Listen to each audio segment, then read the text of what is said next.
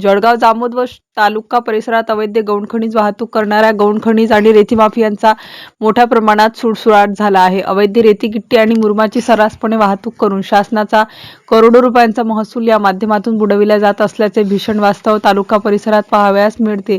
काल रात्रीच्या सुमारास जळगाव जामोद तालुक्यातील माऊली गावठाण परिसरात महसूल विभागाचे मंडल अधिकारी रामभाऊ भारसाकडे, पटवारी अभिजित आमले यांनी धडक कारवाई करून अवैध गिट्टी वाहतूक करणारे 3 टिप्पर जप्त केले आहेत।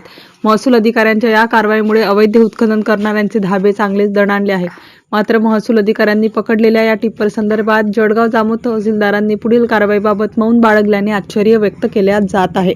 या संदर्भात प्रसारमाध्यमांना माहिती देण्यास महसूल विभागामार्फत टाळाटाळ केली जात असल्याने या प्रकरणात महसूल विभाग आणि वाहन मालक यांच्यात काहीतरी आर्थिक मिलीभगत असल्याची चर्चा नागरिकांमध्ये होताना दिसत आहे। जळगाव जामोद महसूल विभागातील मंडळ अधिकारी व पटवारी यांनी धडक कारवाई करून पकडलेले अवैध गिट्टीच्या टिप्पर संदर्भात जळगाव जामोद तहसीलदार ठोस कारवाई करत नसल्याने किंवा त्या संदर्भातील केलेल्या कारवाईची माहिती प्रसार माध्यमांना देत नसल्याने जळगाव जामोद महसूल विभागाच्या कार्यप्रणालीवर प्रश्नचिन्ह निर्माण झाले आहे।